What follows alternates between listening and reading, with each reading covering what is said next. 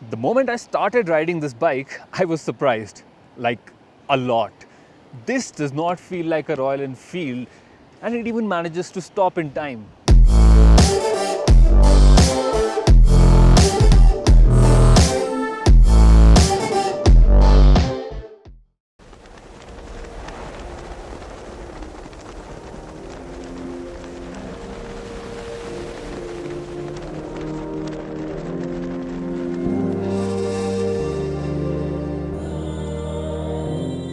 Behind me are the mighty Himalayas, and in front of me is the new Royal Enfield Himalayan 450.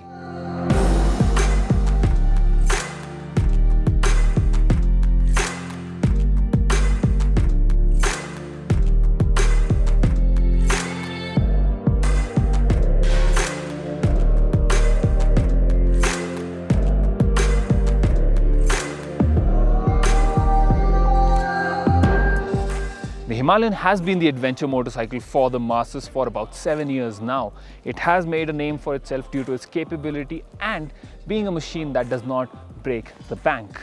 So, Royal Enfield has the mammoth task of improving such a good bike. Have they managed to climb that mountain and conquer it, or are they stuck somewhere in the middle? Time to find out. The Himalayan has changed a lot when you look at the design. Gone is the boxy and utilitarian design concept of the previous model, and now you have a more curvy, more modern and more forward biased design. If you look at how the design flows across, especially this new more curvy fuel tank and the new beak, it has a very forward kind of motion, which I really like. Now, I will be honest, when I looked at the pictures of this motorcycle, I was not too impressed because I was not sure of how the bike actually looked, but in person it does give you a much better impression and does look much more impressive. At the front you will see that now you have an LED headlamp, and this is the same unit we've seen on the 650 motorcycles, and we also kind of know what it performs like out at night. This specific unit we've not used in dark conditions, but again, judging from the performance on the 650 unit, we know it's kind of average, but I'll reserve my judgment until later on. But what I do absolutely like are these new LED blinkers. Not only are they sleek, but they look good and they're very easily visible if you're looking at the bike from afar.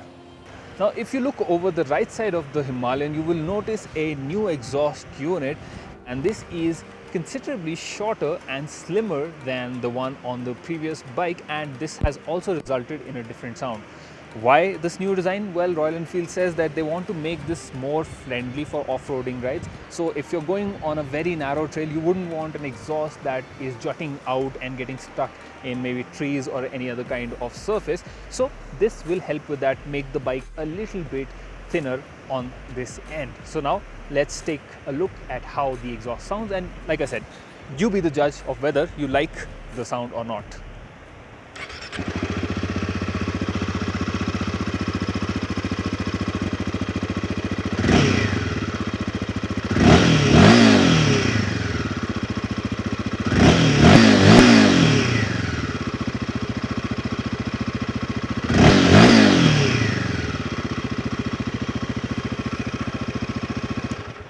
If you look at the tail section of the Himalayan 450, you will notice that something is missing.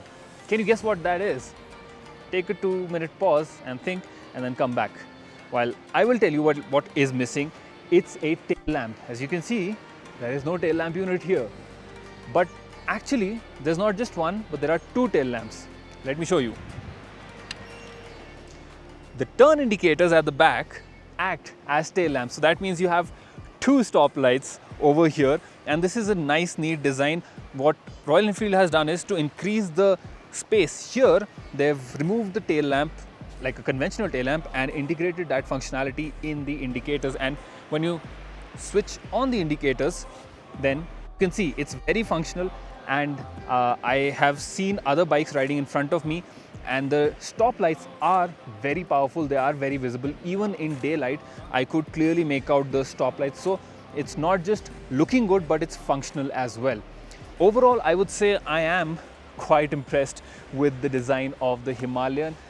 Yes, it has gone through a drastic change, and if you like the previous design, then maybe you might have different opinions, but then design is subjective.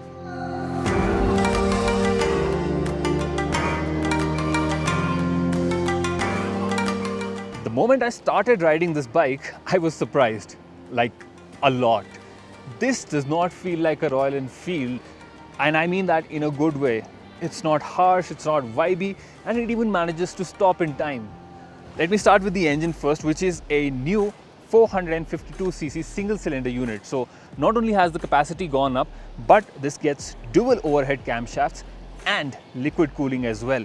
And all of these changes have resulted in a higher power and torque output. So now this makes about 39.6 horsepower and 40 Newton meters.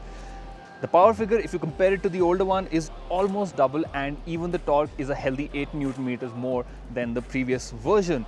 Now, I will give you a disclaimer that because we are riding in the mountains, the altitude is so high, the bike isn't exactly running in full power mode. This one, we've been told, is right now limited to about 28 odd horsepower. So still a little more than the stock Himalayan at sea level. And I, with that amount of power and torque, did not feel like the bike was underpowered at any point. Add to the fact that this is actually 3 kilos lighter than the previous bike. And once we take it down to sea level, obviously, then we can get to know what the full performance will be like.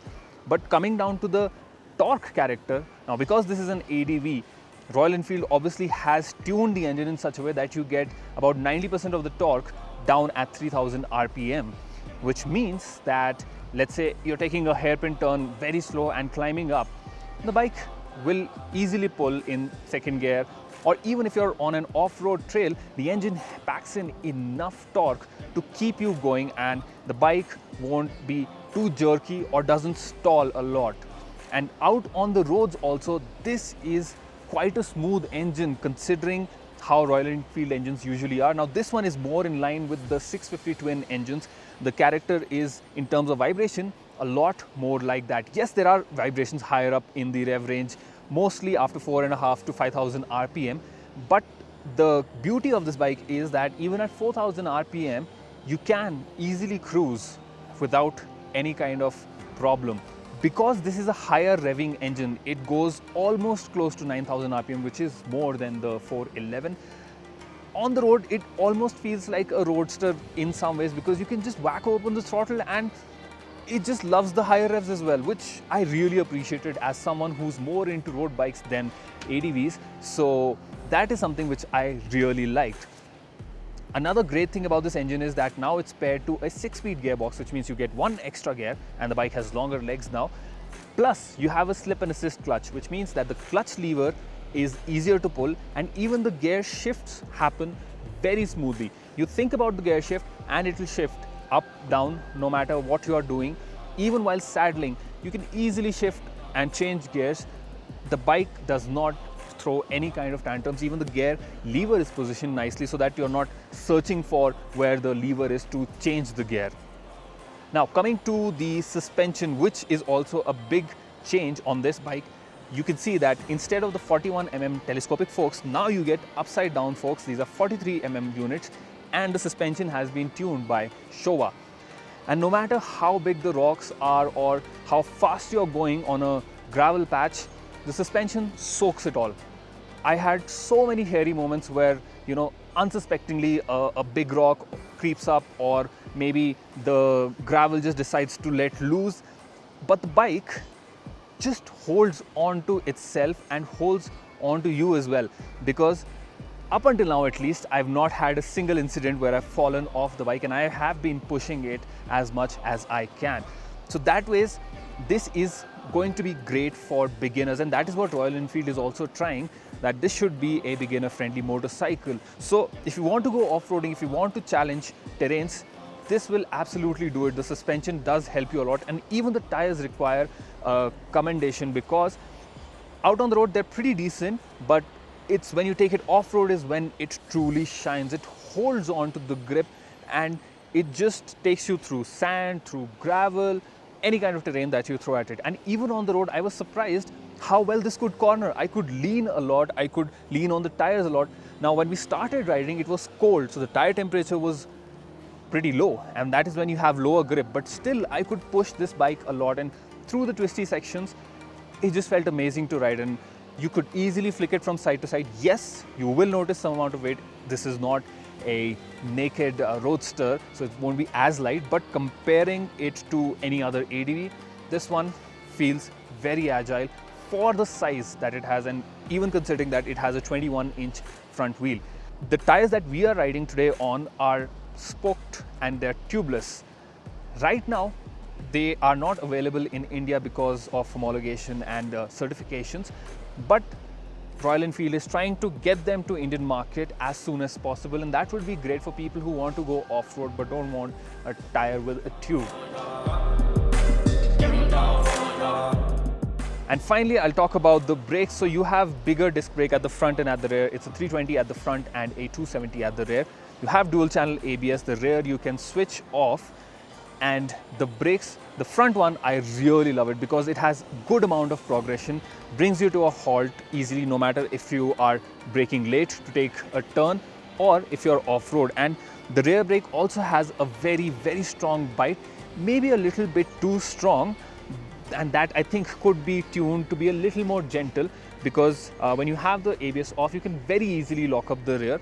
However, I've not had any real trouble with this, so it's just a matter of getting used to that response maybe, and you can just tweak the rest when you own the bike.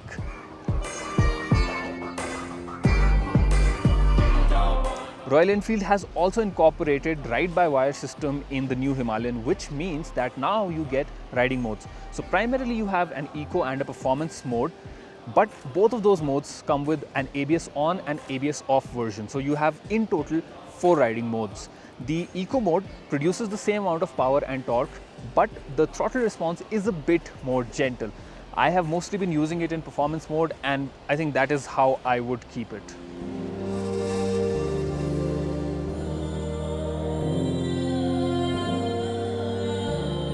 On the handlebar, you will see some new switches which are pretty nice to press. I'm not too big of a fan of the engine kill switch and the pass light switch being made out of plastic, but otherwise the quality of the handlebar and the switches is pretty good. In fact, overall I did not find any big quality concerns throughout the bike. Now, the key thing here is the addition of a joystick. So this joystick moves in 4 directions, and you can even click it to select things, and this is used to navigate through the menu on the new display. And now you have a singular circular display. This is a 4-inch TFT unit. Now, this is the only part which I felt could do with some improvement, and I was not overly impressed compared to other aspects of this bike. However, I think they're going in the right direction, and a few tweaks to the UI could actually make it much better. So the 4-inch unit, it looks good. It shows you a lot of information that you would expect from the bike. Visibility is also good. It even comes with a ambient light sensor, which means you can switch on the dark mode, and if you keep it on auto, it will automatically switch from night mode to day mode. So that is also good. You can even pair your smartphone with this motorcycle and have access to navigation and music controls. So the music controls are pretty straightforward, but navigation is important because what Royal Enfield says is that their maps are based on Google Maps. So that means a lot of people, I mean, they use Google Maps for their daily commute. So having that on the instrument cluster is very good. You can get both turn-by-turn navigation and also a full-on display which shows you the route as if it would on the smartphone. To do that, you have to access it through the Royal Enfield app, connected to this, and then access it. And that is what I'm a little bit finicky, because if you lock the phone, let's say you start the navigation and you lock the phone as we usually do, we are habitual, and keep it in your pocket, then it will just show you turn by turn and not the full map. To get the full map, you have to press a button on the app which locks the phone, and then only it will show you the full map. And even the music playback, let's say you stop, you switch off the bike, and when you start it again, now you have to start it from your phone, the Spotify app, then only the music starts, otherwise you cannot access music. And that I think could be done a little better. And even while using the joystick itself is good, but I think it's a little too sensitive right now, because when you're riding and trying to operate this, sometimes what happens is, let's say I want to go from the left to the right side, but what I end up doing is accidentally clicking it, or maybe sometimes I want to click the stick in, but what I end up doing is pressing left or right. So that becomes a little finicky when you're riding. When the bike is stationary, then there is no problem.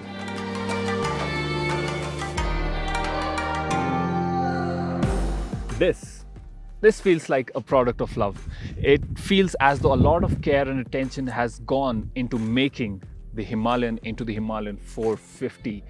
It has impressed me out on the road with its smooth engine, slick gear shifts, and even its cornering capabilities. And when I was on the dirt track and when I was going off-road, it took a lot of punishment without throwing me off, crucially. And that is good, because Royal Enfield wants this to be a beginner-friendly motorcycle, and that it definitely is. Yes, there are a few things that could be improved even now, mostly the instrument cluster, but that is not too big of a trouble. As of the time of filming this review, I do not know the exact price of this motorcycle. That will be revealed to me at a later date. But what I do know is that it definitely is going to cost more than the current Himalayan 411. However, Royal Enfield being Royal Enfield, we know that the price will still be very competitive. So if it's priced competitively, the Himalayan 450 will become the default choice for people who want to explore not just the Himalayan ranges, but the entirety of India. Well, that is all from my side for today. I would love to have this back in Delhi and explore what else it has to offer. So until the next time, make sure that you're subscribed to our channel, like this video if you like this video and the information that we provided. Comment down below if you have any queries, and make sure that you are following all the rules and are staying safe when you are out on the road. Bye bye.